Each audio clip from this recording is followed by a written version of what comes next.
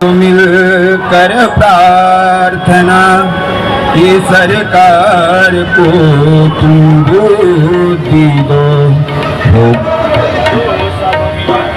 प्रार्थना सरकार को तुम बुद्धि दो होगा भला सभी का तू ऐसी उनको सद्बुद्धि दो तो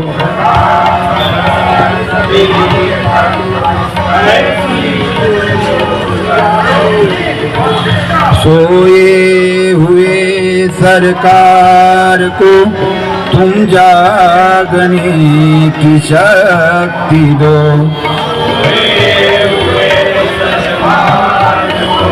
तुम जागने की शक्ति दो हिले शक्ति तो गति छोड़ने की युक्ति दो नहीं लेते हैं शक्ति दो गति छोड़ने की युक्ति ये वोट चोरी ना करने की सरकार को तुम बुद्धि दो ये वोट चोरी ना करने की सरकार को तुम बुद्धि दो सोए हुए आयोग को तुम जागने की शक्ति दो सोए हुए आयोग को तुम जागने की शक्ति दो है शिक्षित युवा इस राष्ट्र का दर दर भटकता काम को है शिक्षित युवा इस राष्ट्र का दर दर भटकता काम रहे लक्ष्य राष्ट्र निर्माण का उसे योग्य तुम काम दो रहे लक्ष्य राष्ट्र निर्माण का उसे योग्य तुम काम दो संविधान हो सम्मान हो इस देश के जनमानस का संविधान हो सम्मान हो इस देश के जनमानस का नीति भ्रष्ट सरकार को नीतिमत्यता का पाठ दो इस नीति भ्रष्ट सरकार को नीतिमत्ता का पाठ दो रहे हित राष्ट्र का प्रथम ना कोई पक्षपात हो रहित राष्ट्र का प्रथम न कोई पक्षपात हो दो ज्ञान उनको तुम सदा पद देश का सर्वोच्च हो तो ज्ञान उनको तुम सदा पद देश का सर्वोच्च हो रहे सर्वोच्च संविधान इस देश का इस मानने की बुद्धि दो रहे सर्वोच्च संविधान इस देश का इसे मानने की बुद्धि दो करो अमल अपने काम को सच बोलने का ज्ञान दो करो अमल अपने काम को सच बोलने का ज्ञान दो है किसान दाता इस देश का दुख सुनाता हूँ मैं आपको है किसान दाता इस देश का दुख सुनाता हूँ मैं आपको समृद्ध हो हर घर यहाँ का ऐसा तुम संदेश दो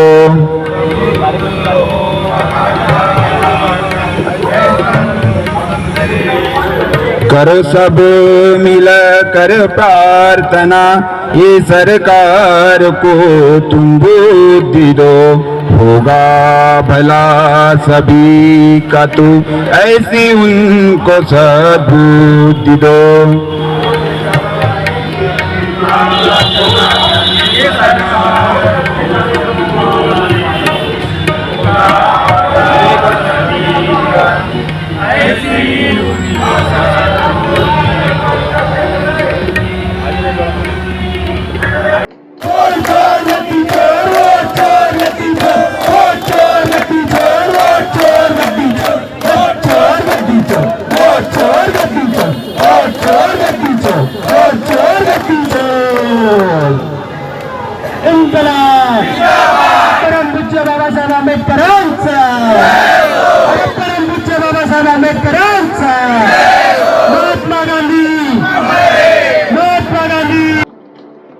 आज अपन यहाँ संविधान चौक पर आए हैं। अपन ने यहाँ पे प्रतिज्ञाएं ली और अपने युवक को भी प्रतिज्ञाएं दिलाई युवा कांग्रेस की ओर से। नया कुछ पहल दिखाई दे रही, क्या कहेंगे? हमारा यही एक बोलना है कि जैसे राष्ट्रसंत तुकडोजी महाराज ने किया था, जब राज्यसभा में होगी जब राज्यसभा में न्याय ना होगा तब ऐसा एक दिन आएगा और सत्य को फाशी होगी, झूठा मौज मनाएगा। म्हणजे सत्य जे राहुल गांधींनी सत्य ठेवलं आहे की देशात जी लोकसभा झाली राज्यसभा झाली त्या लोकसभा आणि राज्यसभामध्ये वोट चोरी झाली। त्या वोट चोरी राज्यसभामध्ये सगळ्या आयोगांसमोर सगळ्या प्रेस समोर सगळ्यांना सांगितण्यात आलं। राहुल गांधीजींनी सांगितलं त्यांनी की वोट चोरी झाली आहे, पण त्या वोट चोरीबद्दल त्यांचा कुठलाही निर्णय नाही। ते म्हणतात तुम्ही सिग्नेचर करून आम्हाला ऍफिडेव्हिट द्या। आमचे नेते ऍफिडेव्हिट द्यायला तयार आहे, पण त्याच्यावरती तुमचा निर्णय काय आहे? तुम्ही काय करून राहिले? एका वोटिंग बूथ वरती एका घरात 300 400 लोक राहतात। How can it possible? ते कसं पॉसिबल होऊ शकते? एका घरात 4 लोक 5 लोक 10 लोक 15 लोक ठीक आहे, आम्ही मान्य करू शकतो, पण एका घरात 300 लोक 400 लोक कसे राहू शकतात?